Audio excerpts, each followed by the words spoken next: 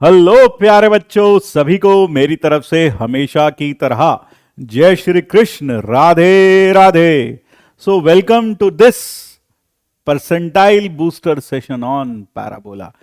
Conic section का अगला पड़ाव यानी कि पैराबोला। यहां से पैराबोला, फिर एलिप्स, फिर हाइपरबोला। बोले सर क्या बोला? पैराबोला, सबसे पहला पैराबोला, फिर आखिर में बोलेंगे हाइपरबोला। तो ध्यान रखिएगा, ये सारे चैप्टर्स कहीं ना कहीं एग्जाम्स में बहुत अच्छे से पूछे जाते हैं। हालांकि थोड़ा वेटेज थोड़ा कम रहता है, सर्कल का वेटेज ज्यादा रहता है। सर्कल सबसे ज्यादा पूछा जाता है, पहले ही बता रहा हूं, बहुत ज्यादा भर भर के जेई मेंस और एडवांस सर्कल में से पूछते हैं, और साथ में स्ट्रेट लाइंस भी। तो इसलिए वो दो चैप्टर्स बहुत अच्छे से करिएगा। इसका मतलब ये नहीं कि इसको अच्छे से नहीं करना है, इसको और भी अच्छे से करिएगा। क्यों? क्या पता किस रूप में राम मिल जाए, किस रूप में भगवान मिल जाए, क्या पता किस रूप में इसका प्रॉब्लम आपके पेपर में आ जाए। ठीक है, तो तैयार है ना सब? किसके साथ? एक नोटबुक और एक पेन के साथ। हाँ भाई, तुझी से कह रहा हूं, एक नोटबुक एक पेन है ना तेरे पास? नहीं है तो जाके दूसरे कमरे से उठा के लेकर आ। हाँ, ताकि आप मेरे साथ हर प्रॉब्लम की प्रैक्टिस कर सकें। तो तरीका वही है ना, तरीका वही, कोई चीज नई नहीं। क्या करना है? क्वेश्चन डिस्प्ले होगा, वीडियो पॉज करिए, क्वेश्चन को करके देखिए, फिर वीडियो प्ले करिए, और क्वेश्चन का जो आंसर है वो मेरे साथ टैली करिए। सही हो गया तो +4, और सही नहीं हुआ तो -1, और अगर किया ही नहीं तो 0। और फिर आखिरी में अपना स्कोर इवैल्यूएट कीजिएगा। चलिए शुरू करते हैं आज की कार्यवाही। ये रहा सबसे पहला सवाल आपकी स्क्रीन पर, ये रहा। So this is the first problem on your screen. This was asked in JEE Mains 2023, 24 January, shift 2 में पूछा गया है। The equation of sides AB and AC of a triangle ABC are this and this. तो एक triangle है ABC, उसकी जो sides हैं उसकी इक्वेशन हमें दे रखी है। उसकी इक्वेशन क्या दे रखी है भाई? सर ये A, ये B और ये C, और साइड्स की इक्वेशन है हमारे पास λ+1। ये तो किसकी इक्वेशन है? AB की। AB की इक्वेशन है λ+1 इंटू एक्स। तो पहले एक बार क्वेश्चन पूरा पढ़ लेते हैं। ये दोनों है, vertex A lies on Y axis, A vertex Y axis पे लाई करता है, तो यहां लिख देते हैं lies on Y axis, lies on Y axis. ठीक है, and it's orthocentre is 1,2। तो ट्राइंगल का ऑर्थो सेंटर दे रखा है भाई 1,2। तो कई लोग कहते हैं सर क्वेश्चन को देखकर अप्रोच नहीं बनती। तो अप्रोच बनाने के लिए सबसे पहला तरीका क्या है? जो भी क्वेश्चन में इंफॉर्मेशन गिवन है उसे अच्छे से एक बार समझ लें, लिख लें। ठीक है, शुरुआत ऐसे करें। तो ये ऑर्थो सेंटर हो गया। The length of tangent from point C, यानी सी वर्टेक्स हमें चाहिए, to the part of the parabola in the first quadrant, यानी सी से पैराबोला पर बनी हुई टेंजेंट का लेंथ चाहिए, यानी कुल मिला के सी चाहिए भाई हमको। तो सी मिलेगा तभी तो लेंथ ऑफ टेंजेंट मिलेगी। हाँ सर, तो बस इतनी इंफॉर्मेशन है हमारे पास। तो λ+1 into x plus lambda y is equal to 4, और दूसरा AC का इक्वेशन है λx plus 1 minus lambda y और plus lambda is equal to 0। ए क्योंकि y एक्सिस पे लाई करता है, तो यहां से एक निष्कर्ष निकलता है x कोऑर्डिनेट ऑफ a, यानी x of a will be 0। हाँ सर, यानी कि x coordinate of a equal to 0। अब a AB पर लाई करता है, तो इसमें आप क्या करो? पुट x इक्वल टू 0, इसमें x को 0 रख दो। तो जैसे ही मैंने x को 0 रखा, y की वैल्यू आ गई 4/λ। इसमें मैंने x को 0 रखा क्योंकि a इस पर भी लाई करेगा, तो y की वैल्यू आ गई λ/λ-1। कई लोग सर गलत कर दिया सर आपने, सर 1 - लैम्डा होगा। कोई बात नहीं बेटा चोंगू, तुम अच्छे से देख लो, एक बार समझ में आ जाएगा। हाँ सर, अब इन दोनों को इक्वेट कर दें, क्योंकि ये भी x के कोऑर्डिनेट, a के कोऑर्डिनेट्स हैं, और ये भी a के कोऑर्डिनेट्स हैं, both of them should be equal. तो 4/λ, λ/λ-1, 4λ-4 is equal to λ², λ² minus 4λ plus 4 is equal to 0, यानी कि लैम्डा की वैल्यू हो गई बेटा 2। So lambda comes out to be 2। इसका मतलब यह हुआ ए के कोऑर्डिनेट्स क्या हो गए? सर यहां से पता चलता है ए के कोऑर्डिनेट्स हो गए 0,2। ये आ गए ए के coordinates. So these are the coordinates of A. अब हमें सी चाहिए, तो इक्वेशन क्या बन गई अब ए बी की? तो यहाँ हम एक काम करते हैं, यहाँ हम एक छोटा सा ब्लॉक अलग से क्रिएट कर लेते हैं अपने लिए, और अब यहाँ ए बी की इक्वेशन लिखते हैं। लैम्डा कितना आया था सर? लैम्डा आया था 2, तो 3x plus 2y equal to 4, equal to 4। और बीसी की इक्वेशन हो गई, बीसी की इक्वेशन क्या हो गई? 2x minus Y plus 2, 2x minus Y plus 2 equal to 0। अब ध्यान रखिए, ऑर्थो सेंटर जो होगा that is the point of intersection of, सही बोला, ऑल्टीट्यूड्स। तो ऑल्टीट्यूड्स का पॉइंट ऑफ इंटरसेक्शन होता है ऑर्थो सेंटर। तो अगर ऑर्थो सेंटर है एच, से this is the ortho centre है ना, ये ऑल्टीट्यूड, ये ऑल्टीट्यूड, इन दोनों का जो इंटरसेक्शन होगा वह है एच, और वह है 1,2। तो सी के कोऑर्डिनेट्स, क्योंकि ये बी सी पर, बी सी नहीं भाई, ये ए सी है, this is the equation of A C. तो ए सी की इक्वेशन यह है, तो इसके कोऑर्डिनेट्स मैं मान सकता हूं alpha comma 2 alpha minus 2, 2 alpha plus 2, alpha comma 2 alpha plus 2, that will be the Y coordinate. तो x को मैंने लिख लिया अल्फा। ध्यान रखिए मैंने x लैम्डा को 2 पुट किया, 2x minus Y plus 2 is equal to 0। तो अगर मैंने x को अल्फा लिया तो y कोऑर्डिनेट आ जाता है 2 अल्फा प्लस 2। तो अब मुझे c के कोऑर्डिनेट्स हमारा निकालना एम था। स्लोप ऑफ ए बी कितना हुआ? स्लोप ऑफ ए बी हुआ sir, slope of A B is -3/2। तो अब नेक्स्ट पेज पर m of slope of C H into slope of A B बराबर -1। हाँ, स्लोप ऑफ ए बी कितना है सर? -3/2 है, अभी अभी लिखा हमने स्लोप ऑफ ए बी। और स्लोप ऑफ सी एच होगा, C H 2 alpha plus 2 minus 2 divided by y2 minus y1 upon x2 minus x1, alpha minus 1 is equal to -1। तो ये हो गया 2 alpha upon alpha minus 1 into 3/2 is equal to 1।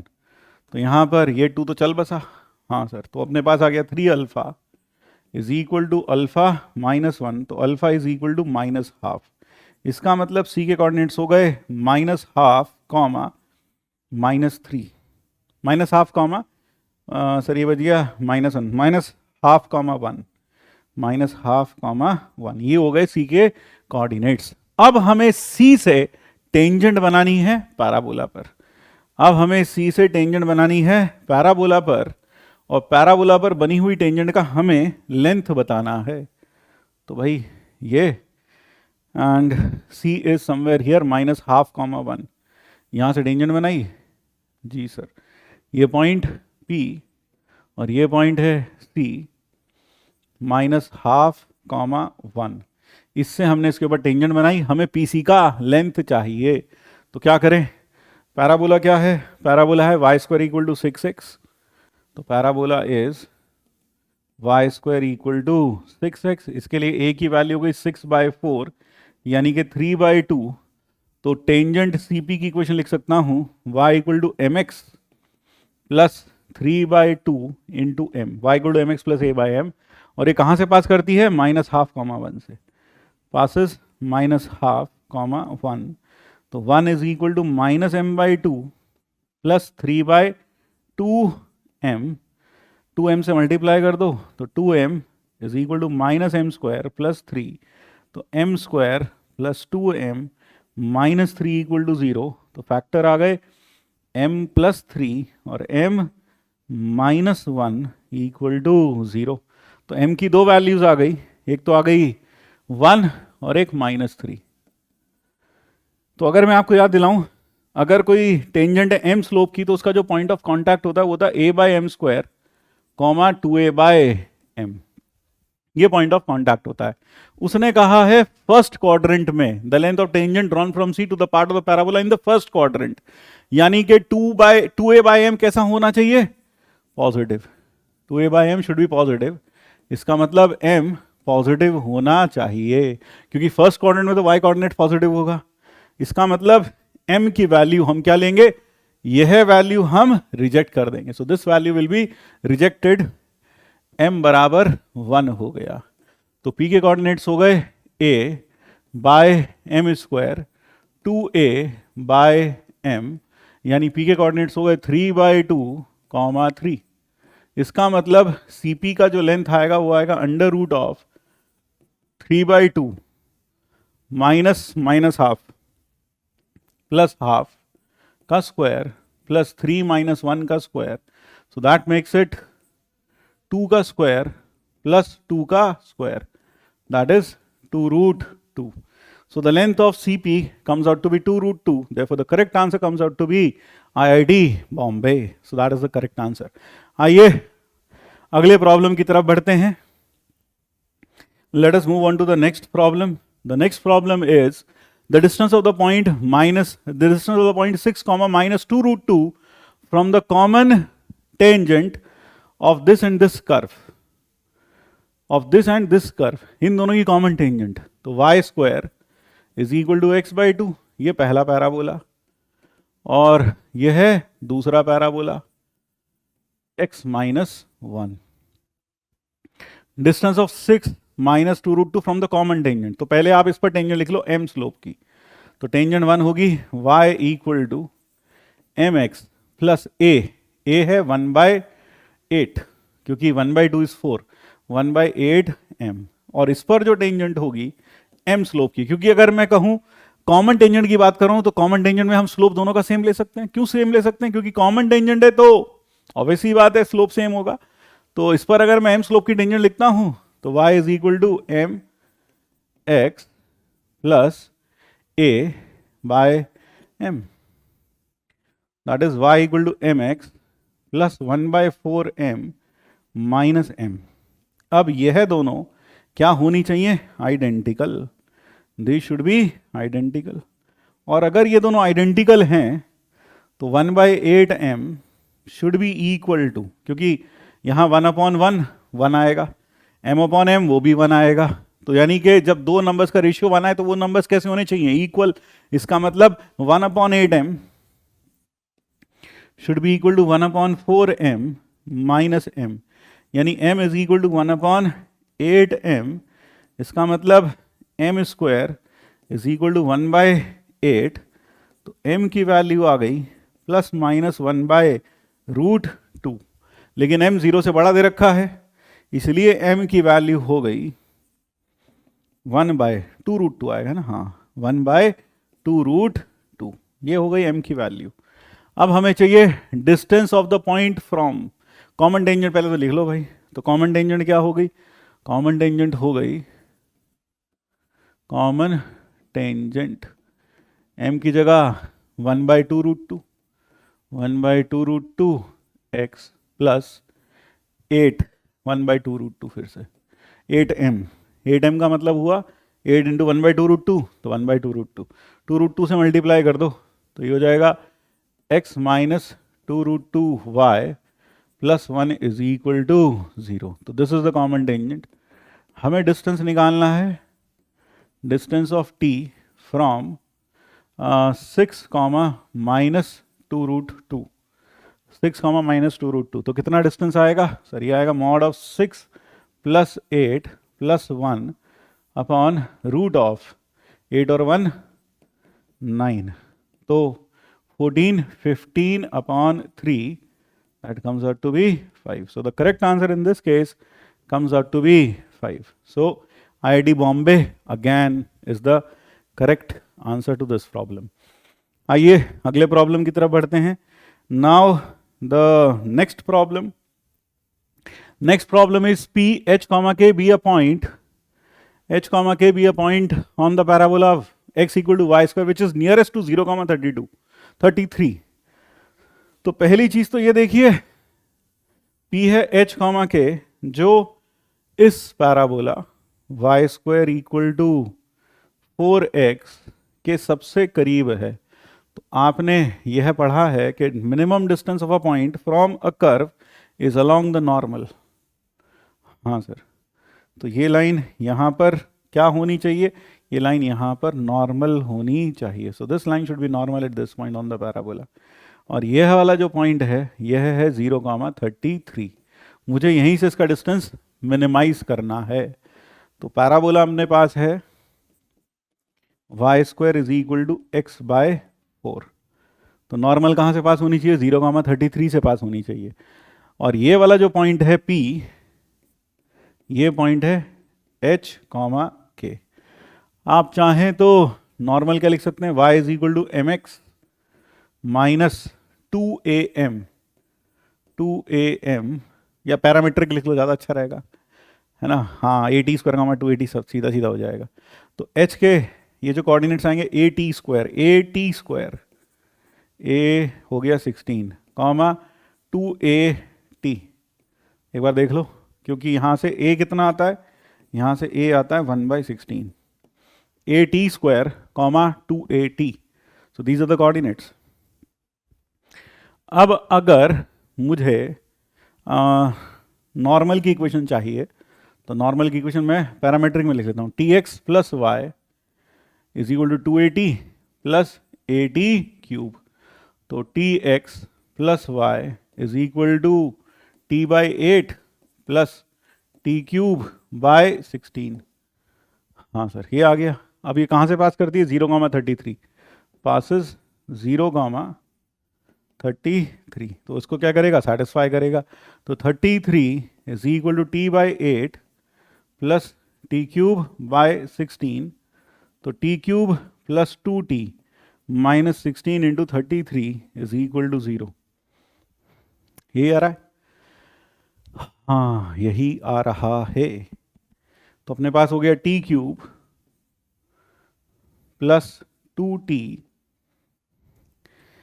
क्या इसमें अगर हम देखें 16 से 48, 4 45 28। अब देखो यार, इसका फैक्टर एक तो है 2 है। अब यहाँ हम रैशनल रूट थ्योरम का यूज़ कर सकते हैं, यानी या फिर यूँ कहो कि यहाँ पर अगर मैं देखूँ टी को, इसका एक फैक्टर पुट करके देखता हूँ 8। 2 पर तो काम बनेगा नहीं, 4 पे भी नहीं बनेगा, 8 पर बन सकता है। 8 पुट करें तो 512, अरे बन गया t-8, t-8। यहाँ लगेगा T square, T cube minus 8t square plus का 8t 64t प्लस का 66 into t-8 is equal to 0। तो अपने पास फैक्टर आ गए t-8, t plus 8t plus 66 is equal to 0। तो t की 2 वैल्यू आए, मतलब t हमारे पास आ गया, t या तो 8 होगा या फिर T square plus 66t plus 8t plus 66 plus 8t plus 66 equal to 0। इसका d तो लेस देन 0 आ गया, यानी कि नो रियल रूट्स। तो t की वैल्यू फिक्स्ड हो गई 8। तो यानी कि जो पॉइंट h, k था P, जो था T square upon 16 comma t/8, वो हो गया टी स्क्वायर बाई 16 4, और 8/8 4,1 पॉइंट हो गया 4,1। अब हमें जो डिस्टेंस चाहिए, we need the distance to be from the directrix of this. अब हमें दूसरा पैराबोला दे रखा है। पैराबोला क्या दे रखा है, y square is equal to 4 into x plus Y. यही है भाई, इसकी डायरेक्ट्रिक्स। तो y स्क्वायर माइनस 4y और इज इक्वल टू 4x, दोनों साइड पर 4 जोड़ दो, प्लस 4, ये बन गया y माइनस 2 का whole square 4 into x plus 1। तो इसकी जो डायरेक्ट्रिक्स होगी वो होगी x equal to X plus 1 equal to minus A is 1, तो x इक्वल टू -2। तो x इक्वल टू -2, हाँ सर, इसकी डायरेक्ट्रिक्स हो गई। तो इसे थोड़ा तस्वीर से समझ लें, ये हमारी y एक्सिस, इसकी डायरेक्ट्रिक्स है x equal to -2। So this is the directrix, x equal to -2। सीधा कर लें इसको भी सीधा कर देते हैं। हाँ, ये हो गई x इक्वल टू -2, और मेरे पास पॉइंट है 4,1। से आई हैव द पॉइंट 4,1। तो अगर मुझे इससे इसकी दूरी चाहिए तो यार दूरी तो ये होगी, तो ये वाला पॉइंट क्या होगा सर, ये वाला पॉइंट होगा -2,1। तो ये दूरी कितनी हो गई, 6 हो गई, खत्म। So this distance comes out to be 6। So that is what I needed. So answer is IIT Delhi. IIT Delhi is the correct answer to this problem. चलिए आगे बढ़ते हैं अगले प्रॉब्लम की तरफ। Now the next problem. Let A be the point on the x-axis and the common tangent drawn from A to the circle and the parabola. If one of the tangents touches the two curves at Q and R, then QR का length चाहिए। भाई common tangent के ऊपर काफ़ी सवाल आते हैं। यहाँ पर देखें, ये सर्कल x² + y² = 8, ये पैराबोला, और फिर एक्स एक्सिस पर एक पॉइंट है, वहां से हमने दोनों पर कॉमन टेंजेंट्स बनाई हैं। सो this is one of the common tangents. हाँ सर, ये बन गई। और फिर इसी तरीके से एक कॉमन टेंजेंट यहाँ बनेगी। जी sir. So these are the two common tangents drawn from the point A. कहाँ से बनी है, ए से बनी है, दोनों कर्व्स पर। और हमें क्या करना है, इफ वन ऑफ दिस, क्योंकि सिमेट्री के कारण अगर आप देखेंगे, सिमेट्री के कारण क्या होगा कि ये Q, ये R। सर कहाँ लें Q और कहाँ लें R?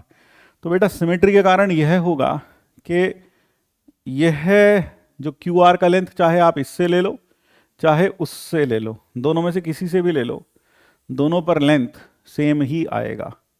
You will have the same length on both. जी सर, मान लो यार ये कहीं आगे जाके मिलेगी भाई, थोड़ा ढंग से बना दे। हाँ सर, तो इसको थोड़ा और एक्सटेंड कर लो। अब ये और एक्सटेंड तो नहीं हो रही, कि बार बड़ी सी लाइन बनाएंगे, वो ये बना दी भाई, ये ले, कहीं तो मिलेगी। हाँ, ये है R। तो दिस इज R। हमें QR का लेंथ चाहिए। अब चाहे तुम Q ऊपर R ऊपर लो, नीचे दोनों ले लो, आंसर सेम ही आएगा सिमेट्री के कारण। सो इसमें ये प्रश्न नहीं उठता सर कहाँ लें Q और Q और R कहाँ लें, ऊपर वाले लें कि नीचे वाले लें, कहीं भी ले लीजिए। तो ठीक है, क्या करें, पैराबोला क्या है भाई, पैराबोला है y² = 16x। तो टेंजेंट क्या लिखूं, y = mx + a/m, और ये टच करती है, टचेस सर्कल x² + y² = 8। तो परपेंडिकुलर फ्रॉम 0, 0, यानी अगर मैं 0, 0 से परपेंडिकुलर डालता हूँ, perpendicular from 0, 0 should be equal to the radius which is 2√2। तो 0, 0 से परपेंडिकुलर डालेंगे तो m 4/m बच गया, 4/m का modulus upon √1 + m² should be equal to 2√2। तो 16 is equal to 8 m² × 1 + m²। तो m की पावर 4 + m² -2 = 0। बहुत सारी कैलकुलेशन दिमाग में कर ली। अब m² + 2 और m² -1 इसके फैक्टर्स हो गए, तो m की वैल्यू आ गई +-1, +-1। अब मुझे Q और R के कोऑर्डिनेट्स चाहिए, Q और R के। तो we take m as 1, we take m = 1। क्यों, ये स्लोप 1 होगा, ये स्लोप -1 होगा नीचे, तो कोई सी भी ले लो, कोई फर्क नहीं पड़ता। अब मुझे क्या चाहिए, पॉइंट ऑफ कॉन्टैक्ट। तो मुझे पता है ये जो कोऑर्डिनेट्स होते हैं वो क्या होते हैं, a/m², 2a/m। तो R के कोऑर्डिनेट्स आ गए, a/m², a कितना है 4/m², 2a/m, तो ये हो गया 4,8। और Q के कोऑर्डिनेट्स, अब Q के कोऑर्डिनेट्स आप याद रखें, इलिप्स में m स्लोप की टेंजेंट के पॉइंट ऑफ कांटेक्ट होते हैं इलिप्स में। इलिप्स के केस में slope tangent of slope m, tangent of slope m y equal to mx प्लस c टचेस इलिप्स। सर ये क्यों बता रहे हो, इलिप्स कहाँ है यहाँ पर? सर्कल है सर, सर्कल है सर, इलिप्स कहाँ है सर? सर्कल है सर। अरे 2 मिनट ठंड तो रख ले। Tangent of slope m, this touches the ellipse at a square minus a square m by C comma b square by C. Circle के लिए बी ए और बी बराबर होते हैं। तो यानी कि अगर आपको यह पता है तो इसमें अगर आप ए और बी को बराबर रख दें, अगर आप इसमें ए और बी को बराबर रख दें तो पॉइंट ऑफ कांटेक्ट आ जाएगा किसके साथ? सर्कल के साथ। तो क्यू के कोऑर्डिनेट्स क्या आएंगे बेटा? क्यू के कोऑर्डिनेट्स आएंगे सर ए स्क्वायर बोले तो -8, m है 1 और c निकालना पड़ेगा सर। c कितना होता है सर? c होता है root of a square m square plus b square, और सर्कल में क्या होता है? b बराबर हो जाता है। हाँ सर बिल्कुल सही कह रहे हैं आप। तो यहां पर इस केस में c भी निकाल लो भाई। c क्या होगा? Root of a square m square plus a square m square plus b square भी 8 हो गया सर। ये हो गया रूट 16 यानी कि 4। तो ये आ गया नीचे a square m by C comma b square by C. Sir ये हो गया -2 कॉमा 2। तो आर क्यू का जो लेंथ आ गया या क्यू आर का जो लेंथ आ गया, क्यू आर का स्क्वायर विल बी 4 और 2 6 का स्क्वायर प्लस 6 का स्क्वायर 72। सो उत्तर आया IIT Delhi. IIT Delhi is the correct answer. बात समझ गए? हाँ सर यह बात तो क्लियर हो गई। चलो अगला प्रॉब्लम की तरफ चलते हैं। Now this is the next problem. JEE Mains 2023 1 फरवरी शिफ्ट 2 में पूछा गया है, if the X intercept of the focal chord of the parabola y square equal to 8x plus 4y plus 4, तो y square minus 4y is equal to 8x plus 4। दोनों side पर plus 4 और कर दो अपनी तरफ से, तो प्लस 4 प्लस 4, तो पैराबोला हो गया y माइनस 2 का square is equal to 8 into x plus 1। This is the parabola. क्या कह रहा है वो? X intercept of the focal chord is 3, then the length of this chord is, ठीक है फोकल कॉर्ड चाहिए। फोकल कॉर्ड फोकस क्या होगा इसका? इसका फोकस होगा, फोकस सर इसका फोकस होगा, पहले तो बताओ a कितना है? 4a बराबर 8 है सर, तो a है सर 2। सर फोकस होता है x इक्वल टू a, यहाँ x की जगह कितना है? x plus 1 is equal to a, और y 0 होता है सर, y की जगह कितना है? y माइनस 2, वो 0। तो ये आ गया x equal to 1, y equal to 2। इसका मतलब जो इसका फोकस हो गया वो हो गया 1,2। This is the focus of the parabola. आओ अब इसका डायग्राम भी बना लेते हैं। इसका डायग्राम कैसे बनेगा सर? इसका फोकस है -1,2 पर, -1,2 -1,2, और सर ये जो पैराबोला बनेगा थोड़ा सा इधर खिसका लो, ये और ये वाला पॉइंट क्या होगा सर? ये वाला पॉइंट होगा -1,2, और ये पैराबोला ऐसे बन जाएगा, मतलब ये यूँ। हाँ अब ये पैराबोला बन गया भाई जी sir. So this is the parabola -1,2 पर। अब हमें क्या क्या रखा है? फोकल कॉर्ड है इसकी, फोकल कॉर्ड क्या है? 1,2।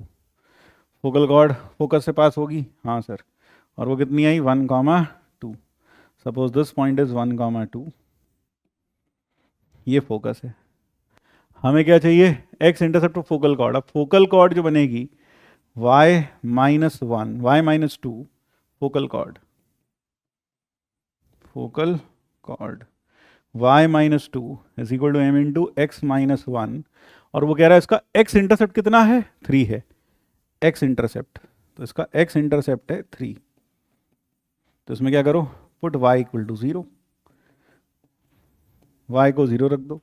जैसे मैंने y को 0 रखा तो मेरे पास आया -2 is equal to m into x की जगह 3 रख दो, 3 माइनस 1, तो m की वैल्यू -1 आ गई। अब जब m की वैल्यू -1 आ गई तो हमारे पास जो फोकल कॉर्ड बनेगी वो कुछ इस प्रकार से बनेगी। हाँ sir, so this will be the focal chord. अब हमसे इसी फोकल कॉर्ड का लेंथ पूछा है, तो बेटा अगर इसको थीटा कह दें तो ये tan थीटा होगा। हाँ सर, तो थीटा कितना हो गया सर, 135 डिग्री। और बेटा अगर ये 135 डिग्री हो गया तो हमें पता है कि अगर यह 135 डिग्री है तो यह भी 135 डिग्री होगा। हाँ सर, और हमें पता है अगर कोई फोकल कॉर्ड एक्सिस के साथ थीटा एंगल बनाती है तो उसका लेंथ होता है 4a कोसेक स्क्वायर अल्फा। तो इसका मतलब अगर आप मुझसे PQ लेंथ की बात कर रहे हैं तो PQ का लेंथ हो जाएगा 4a cosec square alpha. Now what is a? a is 2, तो 4 into 2 into cosec square 135 degree. So 4 into 2 into 2 that is 32. So PQ का जो लेंथ आ गया वो आ गया 32. So that is the length of PQ. हमसे क्या पूछा था, उसी का लेंथ पूछा है। So the length comes out to be 32 in this case. आइए अब अगले प्रॉब्लम की तरफ बढ़ते हैं। Let us move on to the next problem. Next problem is this.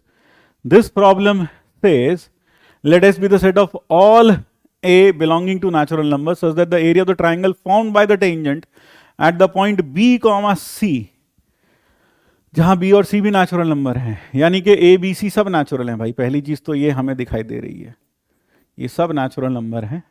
On the parabola y square equal to 2ax, y square equal to 2ax क्या बनाया, set of all lengths of the area triangle formed by tangent at the point B, C। तो भाई ये है, और यहां पर ये है B, C पर टेंजेंट, B, C पर टेंजेंट, ये पॉइंट है B, C, इस पर tangent, and the line x equal to B, x equal to B, ये लाइन हो जाएगी, ये लाइन हो गई x equal to B, and y equal to 0 x axis, यानी इस ट्राइंगल का एरिया, इस ट्राइंगल का एरिया कितना आना चाहिए, 16 स्क्वायर यूनिट्स। तो ठीक है, तो इसका कुछ नामकरण कर दें, ये n, ये पॉइंट P और ये T। तो area of triangle PTN is equal to 16 square units. तो sum of all possible values of A बताना है हमको, ठीक है। तो क्या करा जाए, ठीक, इस ट्राइंगल का अगर एरिया निकालना है तो पहले तो टेंजेंट लिख लेते हैं। टेंजेंट क्या होगी, y1 by is equal to a x plus by नहीं cy is equal to a x plus b, x plus x1। तो ये हो गई टेंजेंट की इक्वेशन। तो t के कोऑर्डिनेट्स क्या आ गए सर, y को 0 रख दो, 0 रखा, माइनस y को 0 रखा हमने, माइनस b आ गया, y1 is equal to a x plus x1, 0 का माइनस b आ गए इसके कोऑर्डिनेट्स। अच्छा, तो ट्राइंगल PTN का एरिया कितना हो जाएगा, तो ट्राइंगल PTN का एरिया हो जाएगा half into NT into PT। Now NT will be nothing but ये है B और ये है माइनस B, तो 2B इंटू C। तो एरिया हो गया BC, BC is equal to 16, BC कितना है अपने पास, BC है 16। तो पहला रिलेशन तो ये हो गया अपने पास, और B और C नेचुरल नंबर है, ध्यान रखें।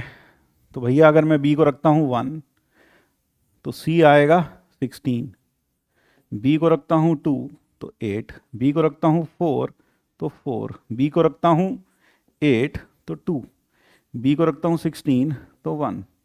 ये पॉसिबिलिटीज हैं B और C की। बी सी ये सब हो सकते हैं, हाँ सर, लेकिन हमारे पास बी सी जो पॉइंट है वो पैराबोला पर भी है, but B comma C lies on parabola. और अगर ये पैराबोला पर लाई करता है Y square equal to 2ax, तो c square is equal to 2ab। हाँ, तो यहाँ से a की वैल्यू क्या आ जाएगी? a की वैल्यू आ जाएगी सी स्क्वायर अपॉन 2b। और अपने पास बी सी के पेयर्स हैं 1,16, 2,8, बी सी 1,16, 2,8, 4,4, 8,2, 16,1। अब ज़रा टेस्ट करते जाओ, क्योंकि ए नेचुरल नंबर है, ध्यान रखना। ए क्या आना चाहिए? Natural number. ये क्या है? नेचुरल नंबर है। तो अगर मैं सी, ये पहले वाला है ध्यान रखिएगा, बी, दूसरा है सी, तो ये चलेगा? हाँ सर, ये तो चल जाएगा भाई, यह तो चल जाएगा। क्यों चल जाएगा? क्योंकि सी स्क्वायर 16 का स्क्वायर अपॉन 2 चलेगा। तो यहाँ से सी की वैल्यू कितनी आ गई सर? यहाँ से सी की वैल्यू ए की वैल्यू, यहाँ से ए की वैल्यू आ गई 256 अपॉन 2, 128। अच्छा, सी स्क्वायर 64 अपॉन 4, ये भी चल जाएगा। यहाँ से सी की वैल्यू आ जाएगी, यहाँ से जो सी की वैल्यू आएगी वो सी की वैल्यू आ जाएगी कितनी सर? 64 अपॉन 4, 16। फिर 4,4 चलेगा? हाँ, 4,4 भी चल जाएगा, यह भी चल जाएगा। यहाँ से a की वैल्यू आएगी 16 अपॉन 8, 16 अपॉन 8 2, और फिर 8,2 नहीं, यह नहीं चलेगा, ई ना चौलबे, ई भी ना चौलबे। तो कुल मिलाकर एक ही ये वैल्यूज आ गई। अब हमें करना क्या है? Sum of all values of a belonging to S. S क्या था? वो सारे a belonging to S, S with the set of all natural numbers. तो ए बिलोंगिंग टू एस, यानी एस जो हो गया उसमें आ गया 128, 16 और 2। सो दिस इम्प्लाइज, अगर मैं sum of all a belonging to S of a करूं तो 128 प्लस 16 प्लस 2, तो 128 प्लस 18, 128 प्लस 18, यह हो गया 6, 4, 146। यानी कि इसका आंसर क्या हो गया? इसका आंसर हो गया 146। तो 146 is the answer to this problem. तो यहाँ पर आंसर आ गया 146। That is the correct answer to this problem. तो आइए अब बढ़ते हैं हम आगे अगले प्रॉब्लम की तरफ। तो ये रहा अगला प्रॉब्लम। अगला प्रॉब्लम क्या है? X square plus y square plus a x plus b y plus c equal to 0 be a circle which passes through 0,6 and touching the parabola at y, parabola क्या है? y equal to x square at 2,4 then a plus c. यानी कुल मिला के circle की equation चाहिए जो इस parabola x square equal to y को टच कर रहा हो 2,4 पर, और साथ में यह सर्कल कहां से पास कर रहा हो? एंड दिस पासेस थ्रू, और यह सर्कल पास करना चाहिए 0,6 से। So this circle should pass through 0,6। तो ये इसको टच कर रहा है भाई, हाँ सर। और कहाँ से पास कर रहा है? सपोज दिस पॉइंट इज 0,6, 0,6 से पास कर रहा है और 2,4 पर टच कर रहा है, और पैराबोला है x square equal to y. तो हम एक चीज जानते हैं, दो कर्व्स अगर टच करते हैं तो at the point of contact they should have a common tangent. तो उन दोनों पर कॉमन टेंजेंट होनी चाहिए at the point of contact, यानी कि this tangent should be common to both the parabola as well as the circle. यानी ये टेंजेंट जो हमने बनाई है ये पैराबोला को भी टच करेगी और साथ साथ सर्कल को भी टच करेगी। तो इसकी इक्वेशन क्या होगी? इसकी इक्वेशन होगी, कार्टेशियन फॉर्म से लिख सकते हैं, x(x1) is equal to y plus y1। So that is 4x minus y minus 4 is equal to 0. ये हो गई टेंजेंट की equation, this is the equation of tangent at point P। तो पॉइंट P पर टेंजेंट की equation ये हो गई। अब हमने फैमिली ऑफ सर्कल्स में एक चीज पढ़ी है, वो ये है कि अगर मेरे पास एक लाइन है L इक्वल टू 0 और उसके ऊपर कोई पॉइंट है x1 y1, तो वो सारे सर्कल्स की फैमिली जो उसको टच करती है at x1 y1 can be easily obtained by, जैसे एक सर्कल ये हो गया, हाँ सर, इसी सर्कल को ये पूरा फैमिली है और ये पॉइंट है x1 y1। तो अगर मुझे इस पूरे सर्कल की फैमिली लिखनी है या इस फैमिली का एक भी मेंबर लिखना है तो s lambda x minus x1 का square plus y minus y1 का square plus lambda times line की equation is equal to 0। That will give me the equation of any member of this family. तो यहां पर हमारे पास एक line है, हाँ सर, ये सर्कल इस लाइन को टच करता है 2,4 पर। तो अगर मुझे पूरी फैमिली की इक्वेशन लिखनी है तो I can write x minus 2 का स्क्वायर y माइनस 4 का square plus lambda times tangent 4x minus y minus 4 is equal to 0। ये आ गई पूरे पॉसिबल फैमिलीज की इक्वेशन। अब हमें यह लैम्डा कैसे मिलेगा, उसके लिए कंडीशन दे रखी है, ये जो सर्कल है वो कहां से पास करता है, 0,6 से। तो पासेस 0,6। तो अगर ये 0,6 से पास करता है तो 4 plus lambda 0 minus 6 minus 4 is equal to 0। तो लैम्डा की वैल्यू आ गई 8/10 यानी कि 4/5। So lambda comes out to be 4/5। अब सर्कल की इक्वेशन क्या बन गई, सर्कल की इक्वेशन बन गई x माइनस 2 का स्क्वायर y माइनस 4 का square plus 4/5 4x minus y minus 4 is equal to 0। Cross multiply के 5 से मल्टीप्लाई कर लो तो x माइनस 2 का स्क्वायर y माइनस 4 का square plus 4 into 4x minus y minus 4 is equal to 0। हमें चाहिए a plus c, a x plus x square plus y square चाहिए था, तो इसको ऐसे ही रहने देते हैं, इसको ऐसे ही रहने देते हैं। तो मेरे पास आ गया x square plus y square minus का 4x माइनस का 8y और plus 16x/5 minus 4y/5 minus 20 minus 16/5 minus 16/5 और यहां से आएगा प्लस 20 इज इक्वल टू 0। 20 कहां से आया, यहां 16 प्लस 4 दैट इज 20। तो अगर अब हम इन्हें देखें तो ये हो जाएगा x square plus y square और minus 4x plus 16x that makes it minus 4/5x और ये हो गया माइनस 40 माइनस 44y/5 और साथ में प्लस 84/5 इज इक्वल टू 0। हमारे पास a की वैल्यू आ गई, a क्या था, a था कोएफिशिएंट ऑफ x, तो a की वैल्यू आ गई हमारे पास माइनस 4/5 और c की वैल्यू आ गई 84/5। अगर हम इन दोनों को ऐड करते हैं, if we add these two, अगर हम इन दोनों को क्या करें, ऐड करें, तब उस केस में a प्लस सी हो जाएगा माइनस 4 प्लस 84/5 यानी कि 80/5 विच इज 16। तो इसका करेक्ट आंसर हो गया ए, आंसर हो गया ए, आई एम अहमदाबाद, ठीक है ना, हाँ sir. So A is the correct answer. तो चलिए आइए शुरू अब आगे बढ़ते हैं अगले क्वेश्चन की तरफ। तो यह रहा अगला सवाल।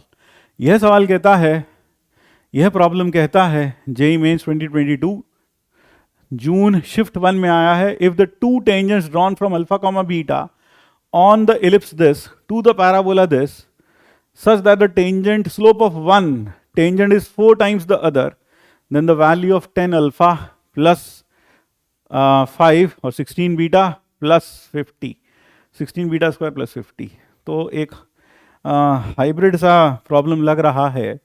हमने इलिप्स दे रखा है हमें x square plus y square, x square 25 x square, ये वर्टिकल इलिप्स होगा वैसे तो, वर्टिकल एलिप्स होगा, क्योंकि इसका मेजर एक्सिस 1/4, और मतलब आप समझ सकते हैं ये एलिप्स जो है x² upon 1/25 plus y² upon 1/4 is equal to 1। तो this is a vertical ellipse because इसका b ज़्यादा है एज कंपेयर टू a। ठीक है, तो इसके किसी पॉइंट से हमने पैराबोला पर टेंजेंट्स बनाए। So we have drawn tangents to the parabola from any of its points. जैसे मान लीजिए हमने यहां से टेंजेंट बनाए, ठीक है। So we have drawn tangents to the parabola from any of its points, और ये कह रखा है कि एक का स्लोप दूसरे का 4 टाइम्स है। तो एक काम करते हैं, एक का स्लोप दूसरे का 4 टाइम्स है, तो ये बनाया और फिर एक ये बना दिया, ठीक है। दोनों पॉजिटिव स्लोप के ही होंगे या दोनों नेगेटिव स्लोप के। तो ये P है, from a point P alpha gamma beta, ये पॉइंट है अल्फा गामा बीटा।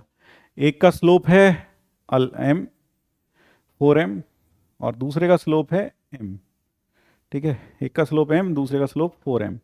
हमें बताया अगर हम h, k से टेंजेंट्स बनाते हैं पैराबोला पर, तो what is the sum of slopes? m1 plus m2 is equal to k by h होता है। ये क्या, ये हमने पढ़ रखा है, a बाय h होता है। कितना हो जाता है ये? k by h। ये हमने पढ़ रखा है पैराबोला में, क्या ये पैराबोला। और अगर हम किसी पॉइंट से टेंजेंट्स बनाते हैं h, k से दो टेंजेंट्स बनाते हैं पैराबोला पर y² इक्वल टू 4x पर, तो हमने थ्योरी में ये पढ़ा है कि यहाँ h, k से टेंजेंट बनाया हमने, h, k से, तो टेंजेंट बनी y equal to mx plus a by m। तो h, k is equal to mh plus a by m। तो m²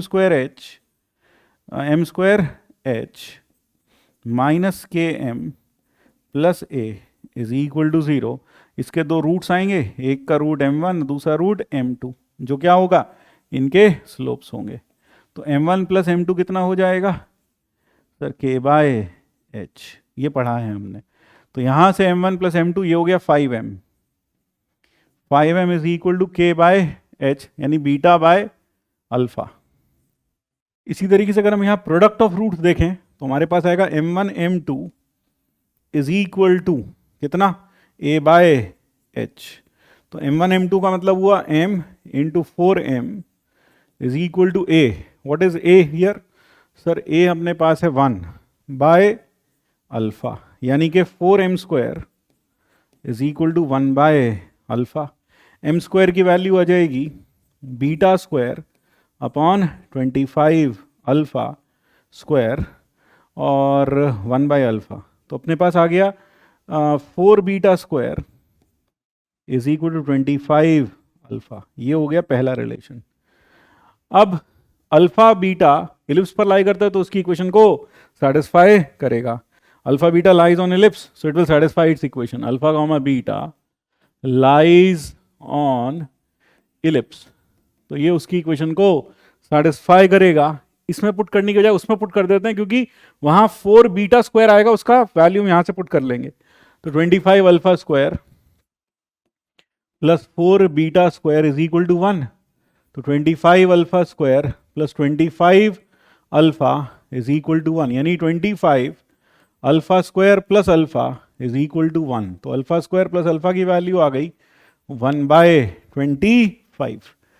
अब हमें चाहिए 10 अल्फा प्लस 5 का होल स्क्वायर, 10 अल्फा प्लस 5 का होल स्क्वायर प्लस 16β² प्लस 15, 16β²।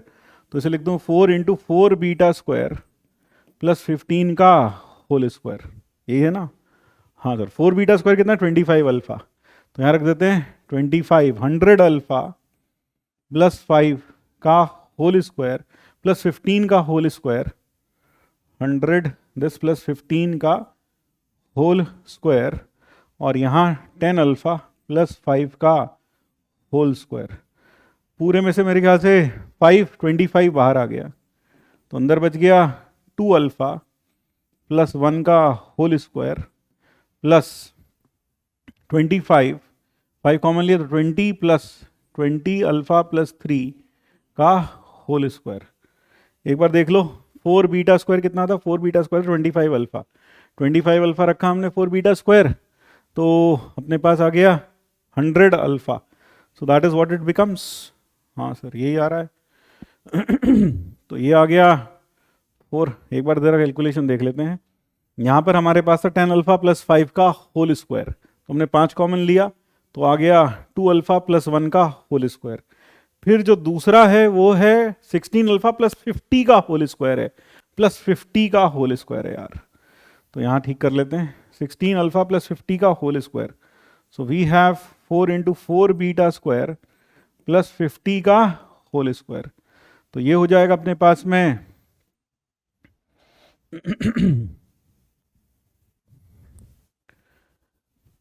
तो अल्फा स्क्वायर प्लस अल्फा कितना है 1/25। अब देखते हैं हमें किस एक्सप्रेशन की वैल्यू निकालनी है। We have to find the value of the expression 10 alpha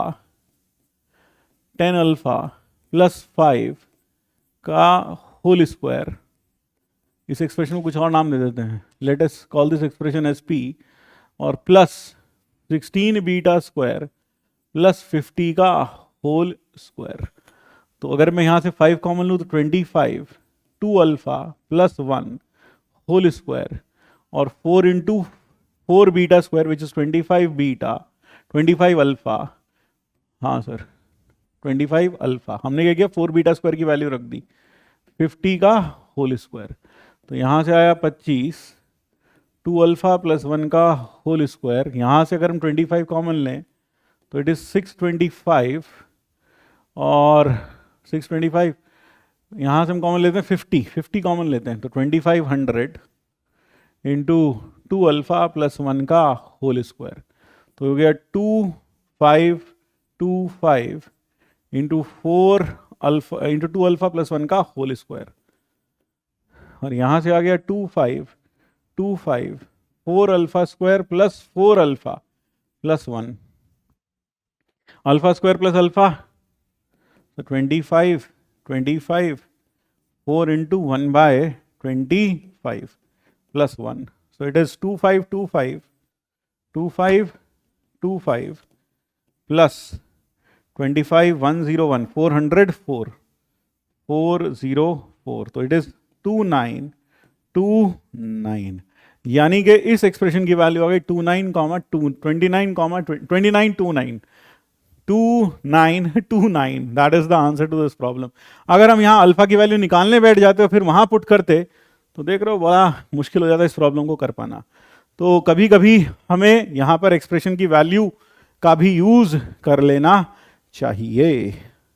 इस प्रॉब्लम से यही शिक्षा मिलती है। अगला प्रॉब्लम देखो, let P1 be a point, let P1 be a parabola with vertex 3,2, focus है 4,4, और P2 be its mirror image with respect to the line x plus 2y equal to 6। तो और उसकी डायरेक्ट्रिक्स, जो इमेज की directrix है वो x plus 2y equal to, तो हमें बताना है यहाँ equal to में क्या आएगा। ठीक है, तो पैराबोला अपने पास है 3,2 और वर्टेक्स है और फोकस है, तो वर्टेक्स अपने पास है 3,2।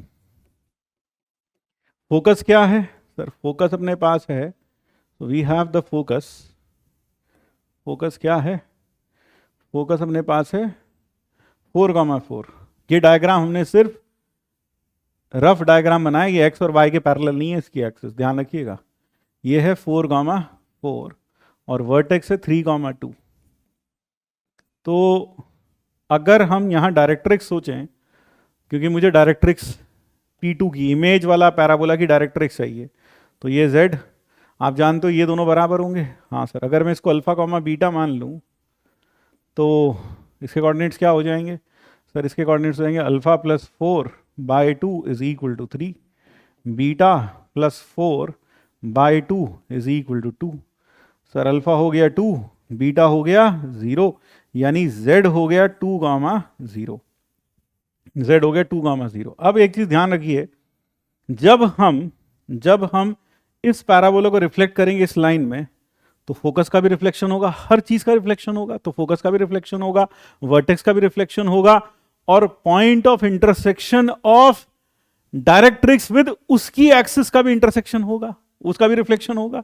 तो अगर मैं z का रिफ्लेक्शन ले लेता हूं, clearly reflection of z, reflection of z in line x plus 2y equal to 6 gives foot of directrix for P2, क्योंकि ये P1 पर है और P1 के हर चीज का रिफ्लेक्शन किस पर लाई करेगा, P2 पर। तो ये P1 का फुट ऑफ डायरेक्ट्रिक्स का रिफ्लेक्शन अगर मैं लेता हूं तो P2 का फुट ऑफ डायरेक्ट्रिक्स हमें मिल जाएगा। ठीक है, so let reflection of z 2, 0 be z dash से h, के, तो क्या होगा sir, h minus 2 upon 1 k minus 0 upon 2 is equal to minus 2 into, ये पॉइंट लाइन में डाल दो, तो 2 प्लस 0 माइनस 6 अपॉन 5 ये आएगा भाई, क्योंकि h minus 2 x square plus y square, हाँ यही आ रहा है। तो अपने पास आ गया h minus 2 k by 2 is equal to 4 8 by 5। तो आपके पास h आ गया 5 टू द 10 18 बाय 5 और k आ गया 16 बाय 5। ये जो पॉइंट आया ये z डैश के कोऑर्डिनेट्स आए। z डैश के कोऑर्डिनेट्स क्या आ गए, सो z डैश के कोऑर्डिनेट्स आ गए 18 बाय 5 कॉमा 16 बाय 5। ये lies on directrix of P2। अब मुझे डायरेक्ट्रिक्स ऑफ P2 पहले से दे रखी है, x plus 2y is equal to lambda, x plus 2y is equal to कितना, लैम्डा। तो x प्लस 2y इसमें पुट कर दो, x this plus 32 upon 5 is equal to lambda.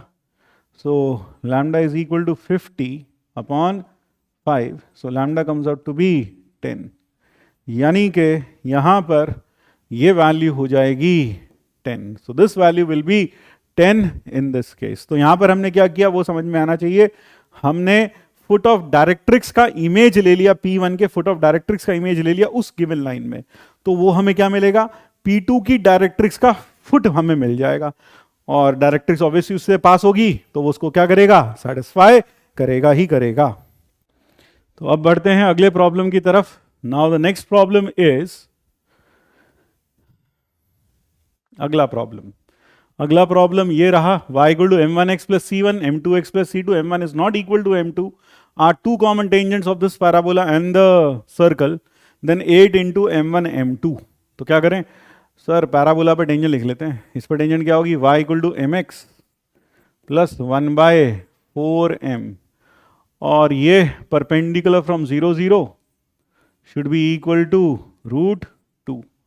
तो अपने पास आ गया 0 0 से परपेंडिकुलर 1/4m का modulus upon root of 1 plus m square is equal to √2। 0 0 से परपेंडिकुलर डाला a/m, a कितना था 1/4, ठीक है, हाँ सर ये ठीक हो गया। तो अगर हम लिखें तो ये आ गया 4√2m into root of 1 plus m square is equal to 1। दोनों साइड पर स्क्वायरिंग कर दें तो अपने पास आ गया 16 टू ज़ा 32m square into m square plus 1 is equal to 1। तो 32m की पावर 4 प्लस 32m स्क्वायर और -1 इज इक्वल टू 0, ये आ गया। तो m स्क्वायर की वैल्यू क्या आई सर, m स्क्वायर की वैल्यू आई -32 plus minus under root of 32 का square minus 4 into 32 into 1 by 2 into 32, 2 into 32। M square अब अगर ये आ गया तो now let us find out the value of m. यहां से अपने पास आया m square is equal to -32 plus minus root of 32 का स्क्वायर, तो 32 into 32 plus 4 into 32 divided by 64। Negative तो वैसे भी नहीं हो सकता, तो नेगेटिव को तो रिजेक्ट कर दो। तो ये आ गया -32 प्लस, इसमें से कॉमन आएगा 64 यानी 8, तो यहाँ 64 गया तो बच गया +2, और यहाँ से 64 गया तो बच गया 16 अपॉन 64। उड़ा देते हैं, 8 8 कितना हुआ sir, -4 plus 3√2 divided by 8 8 is 64, so that is what we get. ये आ गया अपने पास में। अब हमें चाहिए 8m1 m2, तो m की वैल्यू 2 आएंगी, -4 प्लस 3√2 अपॉन 2√2, और दूसरी वैल्यू माइनस ऑफ इसी का नेगेटिव, -4 प्लस 3√2 डिवाइडेड बाय, ध्यान रखिए पॉजिटिव नंबर है, 3√2 होता है 4.2 समथिंग, 1.4 इंटू 3 अपॉन 2√2, तो अपॉन 2√2 ये हो गया, एक तो हो गया m1 और एक हो गया m2। तो m1 इंटू m2 अपने पास आ जाएगा -4 प्लस 3√2 अपॉन 8, तो 8m1 m2 हो गया -4 प्लस 3√2, तो 8 into mod of m1 m2, क्योंकि पॉजिटिव ही आंसर आने वाला है तो इट इज -4 प्लस 3√2, ये पॉजिटिव नंबर है, तो अपने पास आंसर आ गया -4 plus 3√2। So therefore the correct answer is IIT Chennai. आगे बढ़ते हैं, आगे बढ़ते हैं अगले प्रॉब्लम की तरफ। This is the next problem, x is equal to 2t, y is equal to t square by 3 है भाई, t square by 3 be a conic और s be the focus and b be a point on the axis of the conic such that SA is perpendicular to BA। तो पहले तो conic देख लो क्या है भाई, y is equal to T square, तो x square by 12, यानी कि ये हो गया x square is equal to y 12y, x square is equal to 12y। फिर इसका जो फोकस होगा, इसका जो फोकस होगा वो फोकस होगा 0,3 पर, the focus will be at 0,3, that will be the focus. और ये हो गया हमारा focus S। A is any point on the conic and K is the ordinate of the center of the triangle ABC। पहले देखो B क्या है, B is any point on the axis of the conic such that SA is perpendicular to BA where A is any point on the conic। तो A कोई point है conic पर, SA is perpendicular to BA। SA किसके perpendicular है, BA के perpendicular है, SA is perpendicular to BA। और फिर where A is any point on the conic you have to find the ordinate of the centroid of triangle SAB। यानी basically 3 points हैं, एक तो पॉइंट फोकस हो गया, एक पॉइंट हो गया B जो कि पैराबोला पर है, एक पॉइंट हो गया A जो कि पैराबोला पर है, और एक पॉइंट है B जो इसकी एक्सिस पर है, BAB any point on the axis. तो 3 पॉइंट हैं, फोकस हो गया, एक पॉइंट हो गया A जो कि पैराबोला पर है, और एक पॉइंट हो गया B जो कि एक्सिस पर है।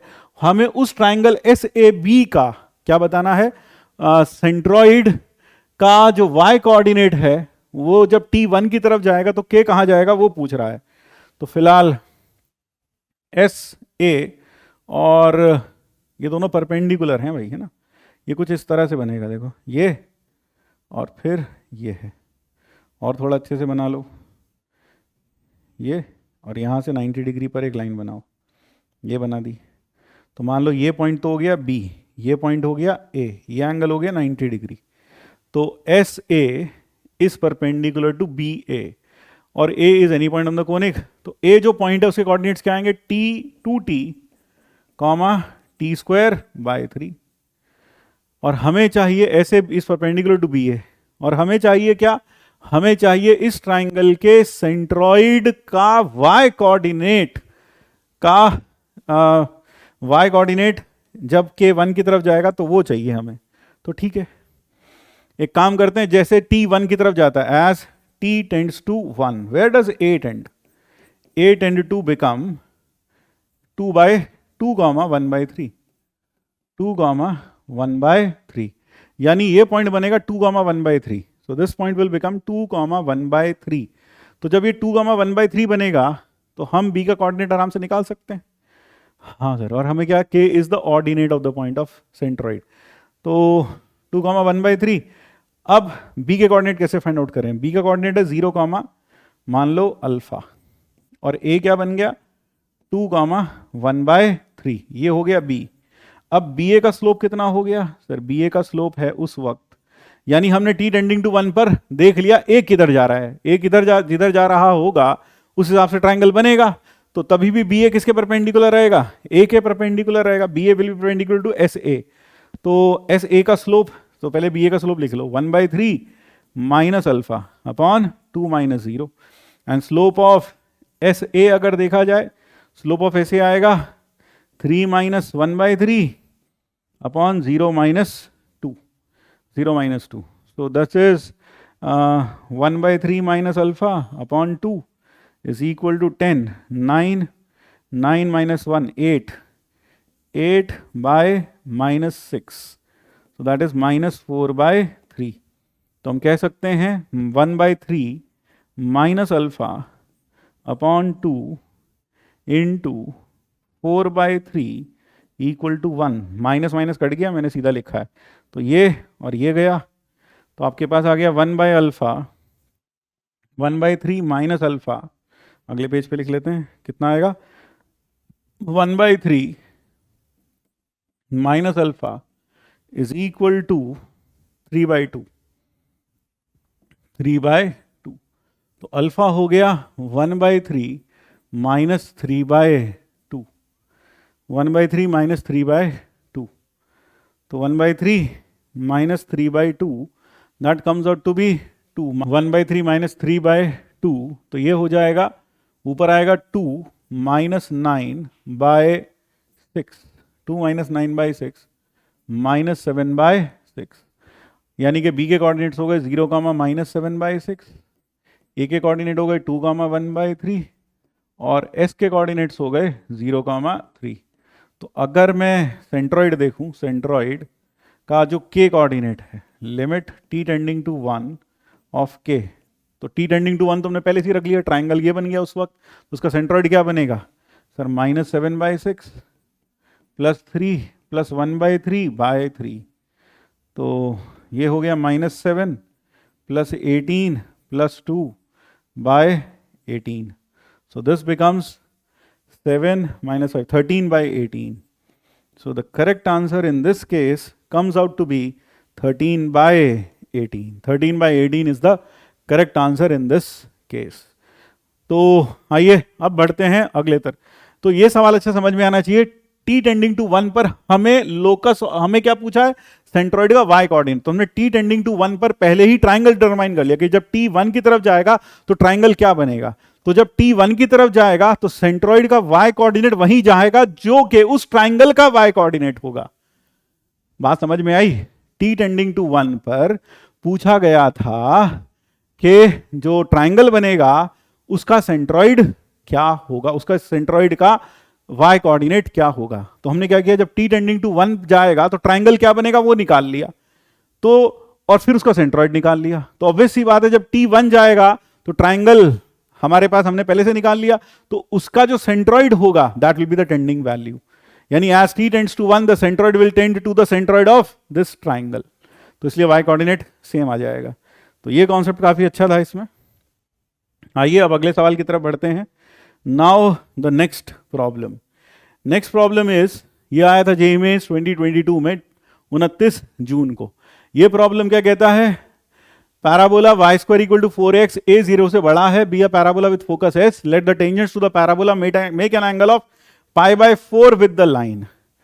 तो अगर कोई लाइन के साथ π/4 एंगल बनाती हुई लाइन चाहिए मुझको, है ना. Let the tangents to the parabola P make an angle touch the parabola at A and B.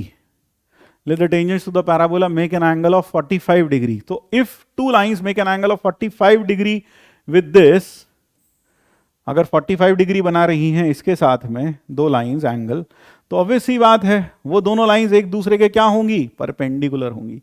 Those two lines will be perpendicular to each other. So if they make an angle of 45 degree with this, तो ये दोनों lines एक दूसरे के perpendicular होंगी. ये बात तो समझ में आती है? हाँ सर, क्योंकि इसे ऐसे समझो और अच्छे से, ये 45 डिग्री पर है और एक और लाइन है 45 डिग्री पर. तो अगर ये 45 डिग्री और 45 डिग्री एंगल बना रही हैं दो लाइंस इसके साथ, तो इनके बीच का एंगल कितना होगा, 90 degree. So this implies tangents are perpendicular. Tangents are perpendicular. क्योंकि ये लाइन मान लो मेरे पास है y = 3x + 5, तो उसके साथ 45 डिग्री जो भी दो लाइंस बनाएंगी वो दोनों एक दूसरे के परपेंडिकुलर होंगी. अब जब वो दोनों एक दूसरे के परपेंडिकुलर होंगी तो हमें पता है क्या भाई, इसके लिए थ्योरी अच्छे से पता होनी चाहिए. अगर आपको थ्योरी नहीं पता है फिर तो आप ये कहोगे समझ में नहीं आया, समझ में नहीं आया. समझ में क्यों नहीं आया? क्योंकि आपको कुछ आता ही नहीं है, थ्योरी नहीं पता आपको, तो कहाँ से समझ में आ जाएगा. तो अगर दो टेंजेंट्स परपेंडिकुलर हैं किस पर, पैराबोला पर, तो हमें पता है उन दोनों का पॉइंट ऑफ इंटरसेक्शन डायरेक्ट्रिक्स पर लाई करता है. ये तो मालूम है? हाँ सर ये मालूम है. और साथ साथ यह भी मालूम होना चाहिए कि उनको जोड़ने वाली जो लाइन होती है, यानी जो कॉर्ड होती है, वो कौन सी कॉर्ड होती है, फोकल कॉर्ड. वो कौन सी कॉर्ड होती है, focal chord. Two perpendicular tangents to a parabola intersect on the directrix. ये क्या है, डायरेक्ट्रिक्स है. And the point of contact को अगर जोड़ा जाए तो यह जो कॉर्ड बनती है ये क्या बन जाती है, फोकल कॉर्ड. ये क्लास में पढ़ाते भी हैं, है ना. ये क्या बन जाती है, फोकल कॉर्ड. तो ध्यान रखिए, कोई भी दो परपेंडिकुलर टेंजेंट्स अगर पैराबोला पर बनती हैं तो उनका पॉइंट ऑफ इंटरसेक्शन डायरेक्ट्रिक्स होता है, और उनके पॉइंट ऑफ कॉन्टैक्ट को जोड़ने वाला जो लाइन सेगमेंट होता है, जो भी लाइन होती है, वो फोकल कॉर्ड होती है, फोकस से पास होती है. वो कह रहा है देन द वैल्यू ऑफ ए, इस पैराबोला पर ए की वैल्यू जहां ए 0 से बड़ा है, such that A B S are collinear. A B S तो ऑटोमेटिकली कोलिनियर होंगे क्योंकि दोनों लाइंस एक दूसरे के परपेंडिकुलर हैं, चाहे कैसा भी पैराबोला ले लो. तो यानी कि आंसर आ जाएगा, ए को कुछ भी ले सकते हैं, लेकिन क्योंकि ए 0 से बड़ा दे रखा है इसलिए आंसर हो जाएगा एनी ए ग्रेटर दैन 0. सो बहुत ही अच्छा थ्योरेटिकल सवाल है, यानी जिसने थ्योरी पढ़ रखी है उससे खटाक से हो जाएगा. जिसने थ्योरी नहीं पढ़ रखी है उसे काफी मशक्कत करनी पड़ेगी, उसे ए बी और एस के कोऑर्डिनेट्स निकाल कर ट्राइंगल का एरिया 0 0 करना पड़ेगा. That will be a lengthy process. आइए आगे बढ़ते हैं. ये रहा अगला सवाल. ये प्रॉब्लम आया है जेई एडवांस में, जेई मेन 2010. जेई मेन 2010 का मतलब जेई एडवांस 2010 में आया है. ये प्रॉब्लम कहता है let A and B be 2 points on distinct points on the parabola y² = 4x. Parabola है y² = 4x, उसके ऊपर दो डिस्टिंक्ट पॉइंट्स हैं. If the axis of parabola touches the circle of radius r having AB as diameter. AB को diameter लेकर हमने एक circle बनाया. So we have drawn a circle with AB as diameter and this circle touches the axis of the parabola. ये axis of parabola को touch करता है, ठीक है. और ये हमारे पास है ए बी, ये इसका डायमीटर है. So this happens to be the diameter of this, ये ए बी. और ये एक्सिस को क्या करता है, टच करता है. सर्कल का रेडियस है R. Then the slope of the line joining A and B can be, slope of line joining A and B. यहां पर अगर मैं इस पॉइंट को, पैराबोला क्या है, y² = 4x, अगर इस पॉइंट को मान लूं T2, इस पॉइंट को मान लूं T1, तो मैं कह सकता हूं स्लोप ऑफ ए बी होगा 2/T1 + T2. 2/T1 + T2. ए के कोऑर्डिनेट्स क्या माने, देखो यार ए का वैल्यू तो 1 है, तो ए के कोऑर्डिनेट्स a_T1², 2T1. बी के कोऑर्डिनेट्स T2² 2T2. तो अब अगर मैं बात करूं किसकी, स्लोप ऑफ ए बी की, तो स्लोप ऑफ ए बी तो ये हो गया. अच्छा सेंटर जो होगा, क्योंकि ये डायमीटर है, सेंटर इसी पे लाई करेगा, तो सी के कोऑर्डिनेट्स क्या होंगे, T1 square plus T2 square by 2 और 2 times T1 plus T2, that will be the centre. अब जो सेंटर है उसकी डिस्टेंस, क्योंकि ये एक्स एक्सिस को टच करता है, दे रखा है टचेस द एक्सिस। पढ़ के देखो, if the axis of the parabola touches the circle of radius R, axis of parabola touches the circle of radius R, तो मुझे फाइंड करना है स्लोप ऑफ लाइन, यानी मुझे 2/T1 प्लस T2 की वैल्यू किसके टर्म में चाहिए, आर के टर्म में। तो आप देखो कि अगर ये टच कर रहा है तो y कोऑर्डिनेट ऑफ c का मॉड्यूलस बराबर आर होना चाहिए, क्योंकि distance of a point from x axis is the modulus of y coordinate. तो y कोऑर्डिनेट कितना है c का, sir y coordinate of c is T1 plus T2, तो T1 प्लस T2 का modulus is equal to r। तो T1 plus T2 की value या तो r आएगी या माइनस r आएगी, इसलिए हम कह सकते हैं स्लोप ऑफ ए बी आएगा या तो -2/r या फिर 2/r। So therefore the correct answers are Delhi and Calcutta. These are the two correct answers. असल में सर्कल का बन सकता है, ऊपर भी बन सकता है और नीचे भी बन सकता है, इसलिए दो आंसर्स आ रहे हैं। अगले प्रॉब्लम की तरफ बढ़ते हैं। So the next problem is this. ये प्रॉब्लम आया है जेईई एडवांस 2022 में। क्या कहता है, let the parabola y square equal to 4x, consider the parabola y square equal to 4x, s be the focus of the parabola. इस parabola का focus ऐसे है, तो भाई ये तो हो गया अपना parabola, y square equal to 4x और s इसका फोकस है, ठीक है। A pair of tangents is drawn to the parabola from the point -2, 1। तो -2, 1 से हमने इसके ऊपर दो टेंजेंट्स बनाई। So these are the two tangents drawn from point P, which is -2, 1। फिर कह रहा है meet the parabola at P1 and P2। These meet the parabola at P1 and P2, okay। Let Q1 and Q2 be points on SP1 and SP2। SP1 ये हो गई भाई SP1 और SP2, SP1 और SP2 respectively, such that PQ1 is perpendicular to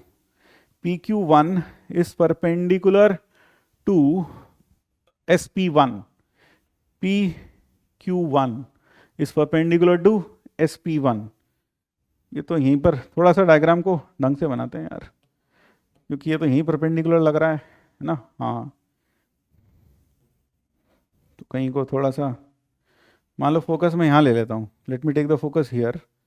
तो ये हो गया मेरे पास, ऐसे बनाते हैं, ठीक है। अब इसके परपेंडिकुलर तो नहीं लग रहा है ना, हाँ सर नहीं लग रहा, लेकिन अब ये परपेंडिकुलर लग रहा है, तो इसको थोड़ा सा ऐसे कर दो। अब मुझे क्या चाहिए, SP1 is perpendicular to Q1 is a point on SP1 such that PQ1 is perpendicular to SP1। इसके परपेंडिकुलर लाइन चाहिए भाई, इसके परपेंडिकुलर अगर मैं बनाऊं तो ये बनेगा, इसके परपेंडिकुलर ये बन जाएगा, ये वाला पॉइंट हो गया Q1। तो ये SQ1 is perpendicular to SQ1 is perpendicular to SP1, ये इसके परपेंडिकुलर है, ठीक है। हाँ, ये इसके परपेंडिकुलर है, इधर बनेगा, किधर बनेगा, यही बन सकता है, ठीक है ना, सही लग रहा है। थोड़ा सा चाहो तो उधर को बना दो यार, डायग्राम भी तो बनाना काफ़ी। यहाँ पर देखो, जेई बस यही करता है, क्या आपके लिए कुछ थोड़ी सी मुश्किल क्रिएट कर देगा।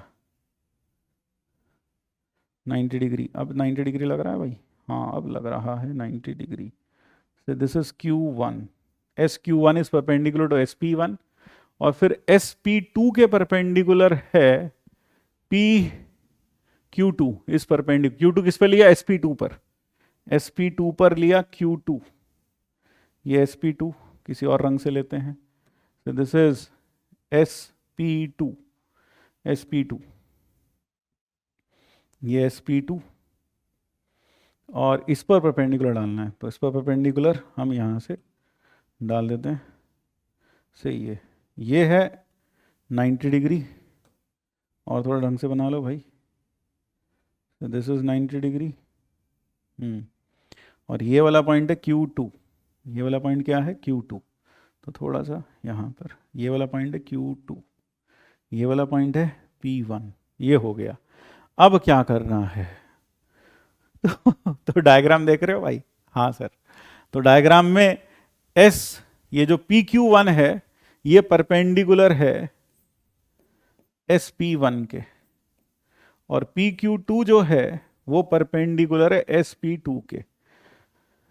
Then which of the following is या आर ट्रू? ठीक है, then which of the following is या आर ट्रू? तो पहले तो हमें -2,1 से टेंजेंट्स निकालते हैं। टेंजेंट्स फोकस क्या होगा सर? फोकस होगा 1,0। तो पहले तो टेंजेंट्स की इक्वेशन लिखते हैं, एडवांस का सवाल है। y = mx + 1/m, पैराबोला है y² = 4x, a की वैल्यू 1 है, पासेस -2,1, तो -2,1 इसको सेटिस्फाई करेगा, तो -2m + 1/m = 1, तो 2m² प्लस का m माइनस का 1 = 0, तो 2m + 2m + 2m² प्लस कितना 2m -m -1 = 0, तो 2m - 1 एक फैक्टर हो गया, और एक फैक्टर हो गया m + 1, तो m की वैल्यू आ गई ½ और -1। तो अगर m की वैल्यू ½ और -1 आई, तो ये तो हो गई हाफ वाली टेंजेंट, है ना? हाँ, P1 एंड P2, इसने क्या रखा? कोई P1 P2 कौन सा है? नहीं, ये कुछ नहीं कह रखा। ठीक है, ठीक। तो मैं कह सकता हूँ जो P2 है उसके कोऑर्डिनेट्स हो गए a/m², 1/m²। क्यों? Point of contact of tangent होता है a/m², 2a/m, that is the point of contact of tangent to a parabola. अब यह मालूम होना चाहिए, अगर यह मालूम नहीं है तो फिर तो बस फिर यही कहोगे हमारे तो समझ में नहीं आया। तो समझ में बेटा तब आएगा जब आपको कुछ मालूम हो, है ना? बिल्कुल कोरी कॉपी ना हो आप। तो POC पॉइंट ऑफ कॉन्टैक्ट होता है a/m², 2a/m। ठीक है, तो ठीक, तो P2 के कोऑर्डिनेट्स हो गए a/m², तो 4 आ जाएगा ऊपर, 2a/m, 4,4, और P1 के कोऑर्डिनेट्स हो गए a/m², 1, 2a/m, -2, 1, -2, तो P1 के कोऑर्डिनेट्स हो गए 1, -2, 1, -2, और P2 के कोऑर्डिनेट्स हो गए 2, 4,4। P2 के कोऑर्डिनेट्स क्या हो गए? 4,4। वैसे देखा जाए तो ये मेरे ख्याल से, हाँ ये आ गया, हाँ सर यही आया। अब जरा देखो, इन दोनों S और P1 का तो y कोऑर्डिनेट सेम है, S और P1 का तो y कोऑर्डिनेट सेम है, y नहीं x कोऑर्डिनेट सेम है। अगर x कोऑर्डिनेट सेम है तो ये सीधी वर्टिकल लाइन होगी, यानी SP1 will be a vertical line. तो जो PQ1 है वो पैरेलल होगी x एक्सिस के, तो PQ पैरेलल होगी x एक्सिस, यानी अब जो फोटो बनेगी वो कुछ इस तरह से बनेगी। जरा देखना, ये S क्या था सर? 1, 0। ये है P1, वो क्या है? 1, -2, और P2 जो है वो है 2, -1, 2, क्या है भाई वो पॉइंट? -2, -2, -1, सो इट इज -2, 1, यहाँ गई है वो पॉइंट, और यहाँ से परपेंडिकुलर डाला हमने इस पर, तो ये लाइन -2, 1, तो ये लाइन जो बनेगी ये परपेंडिकुलर बनेगी किसके? SP के, यानी ये लाइन पैरेलल होगी किसके? y एक्सिस के। This line will be parallel to x axis, क्योंकि ये x के पैरेलल है। तो यहां पर जो ये PQ बनेगा, ये जो PQ बनेगा वो लाइन ऐसे नहीं बल्कि कैसा बनेगा? बिल्कुल सीधा। देखो बहुत सारी चीजें कैलकुलेशन करने के बाद समझ में आती हैं, समझ में आती है कि लाइन कैसी बनेगी। बिना कैलकुलेशन करे आप नहीं जान सकते ये बात। तो ये बन गया भाई, और यहां से अगर मैं परपेंडिकुलर डालता हूं तो ये बनेगा अब हमारा perpendicular. So this will be our perpendicular.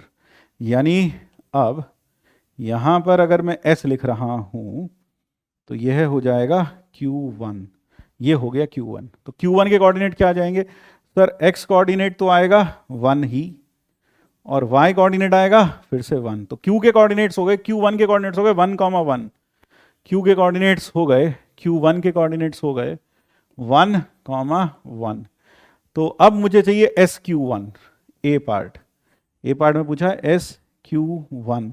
SQ1 will be 1, 1 है ना? हाँ सर, ये तो ऊपर आ रहा है पॉइंट। हाँ 1, 1, तो 1 आ गया। SQ1 इज 1, तो पहला तो गलत हो गया। SQ1 कितना आ रहा है? यहाँ लिख रहा है 2, और अपने पास आ रहा है SQ1 इज 1।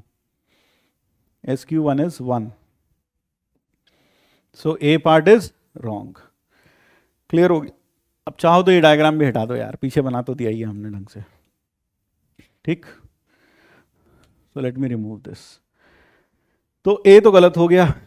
अब मुझे चाहिए PQ1। PQ1 कितना होगा सर? 3 होगा PQ1, क्योंकि 1 उधर है, -2 इधर है, 3, तो ये सही हो गया। यानी कि ए पार्ट करके हमें पता चल गया ए गलत है और C सही है। अब आता है Q2। अब बस हमें Q2 मिल जाए।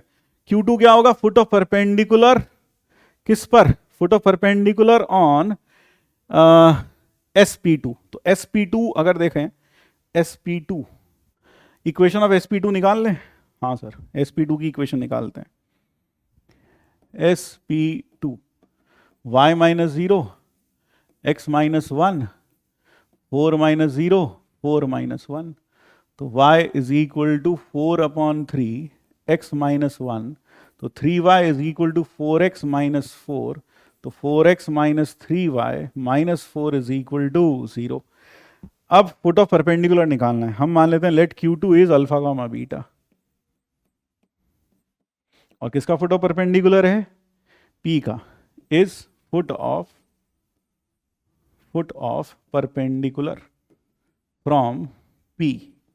P के कोऑर्डिनेट्स क्या थे? -2, 1, तो alpha +2 beta -1/4/3 -3 is equal to minus of, ये पॉइंट उठा के, -8 -3 -4/25 ये आएगा। तो ये हो गया 15/25, दैट इज 3/5। तो अल्फा हो गया 8/5 -2, तो -2/5, और बीटा हो गया 4 3 12 आएगा यार, ये 2/5, 12/5 -2/5 दैट इज 2/5, है ना? हाँ, और बीटा कितना आएगा? बीटा आएगा 1 + 1 - 9/5, 1 - 9/5 -4/5। तो इसका मतलब Q2 के कोऑर्डिनेट्स हो गए 2/5 -4/5। अब हमें चाहिए किसका लेंथ? Q1 Q2 और SQ2। SQ2, अगर मैं SQ2 का लेंथ देखूं, SQ2 का लेंथ होगा √ऑफ दिस -1 3/5, 3/5 का 9/25 और 16/25, ये तो 1 आ गया, ये तो कितना आ गया? 1। तो SQ2 is given to be 1, ये तो सही है। और Q1 Q2 की अगर लेंथ देखी जाए, Q1 Q2 की, यहाँ से Q1 Q2, Q1 कितना था? Q1 था 1, 1 एज फार एज Q1 कितना आया था? Q1 हमने यहाँ लिख रखा है, Q1 आया था 1, 1। तो Q1 Q2 का लेंथ हो जाएगा, Q1 Q2 का लेंथ हो जाएगा 3/5 9/25, और 3/5 -1 किया तो 3/5, इसमें -1 किया तो -5/-9/81/25, तो √90/5, और ये हो गया 3√10/5, 3√10/5 Q1, Q2.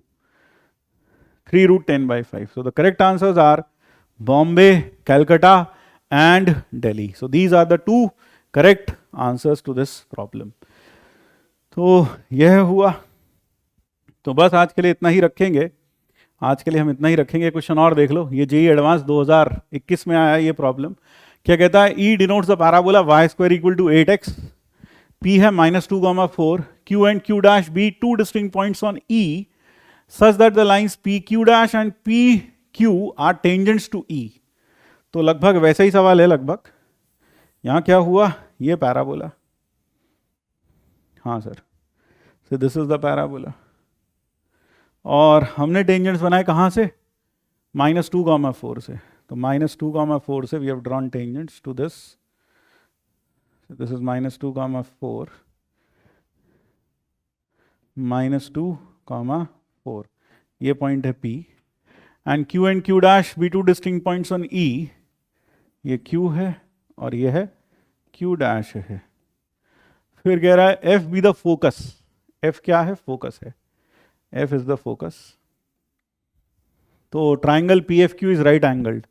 PFQ is right angled. Triangle OQPQ dash is right angled. चलो देखते हैं. तो पहली चीज तो आप ये ऑब्जर्व करो, पैराबोला मेरे पास क्या है? थोड़ा ऑब्जर्व करना पड़ेगा. देखो जेईई के प्रॉब्लम्स में क्या है? पैराबोला है, इलिप्स ये ई से दे रखा है, y square equal to 8x. तो a की वैल्यू 2 है. हाँ सर. तो गौर से देखो, इसकी जो डायरेक्ट्रिक्स आएगी वो आएगी x इक्वल टू -2. तो यह जो पॉइंट है यह डायरेक्ट्रिक्स पर ही लाई कर रहा है. और डायरेक्ट्रिक्स पर इस आज के डिस्कशन में हमने देखा कि डायरेक्ट्रिक्स, कोई भी दो परपेंडिकुलर टेंजेंट्स हमेशा डायरेक्ट्रिक्स पर इंटरसेक्ट करती हैं, और डायरेक्ट्रिक्स के किसी पॉइंट से बनाई हुई टेंजेंट्स एक दूसरे के परपेंडिकुलर होती है. हाँ सर. और साथ साथ इनको जोड़ने वाली कॉर्ड फोकस से जाती है. दूसरी बार यूज हो रहा है ये पॉइंट. इसका मतलब ट्राइंगल, कौन सा ट्राइंगल सही है भाई? ये पॉइंट. क्यों सही है ये पॉइंट? क्योंकि यह 90 डिग्री बनेगा कहां पर? P पर. तो QPQ dash is right angled. फिर F lies on the line joining, ये भी सही है. फिर the distance between P and F, the distance between P and F is 5 root 2. तो ये कॉमा है 2, 0 है ना इसका. तो PF का लेंथ कितना आ गया सर? PF का लेंथ आ गया 4 का स्क्वायर प्लस 4 का स्क्वायर, 32. 32 आया.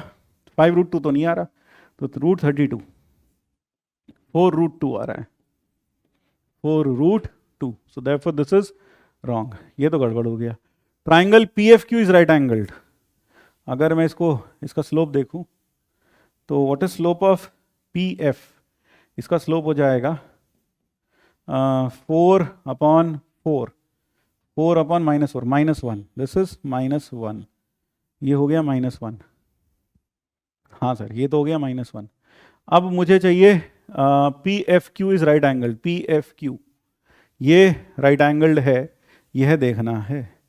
तो हम यहाँ पर यूज कर सकते हैं कॉर्ड ऑफ कॉन्टैक्ट का, क्योंकि QQ डैश अगर देखा जाए तो इसकी कॉर्ड ऑफ कॉन्टैक्ट है. तो हम कह सकते हैं QQ डैश की equation, QQ dash is COC with respect to P -2, 4. तो कॉर्ड ऑफ कॉन्टैक्ट की इक्वेशन आप जानते हैं, T बराबर 0 होती है. तो T जैसे टेंजेंट लिखते हैं मतलब, तो y1, तो 4y is equal to A.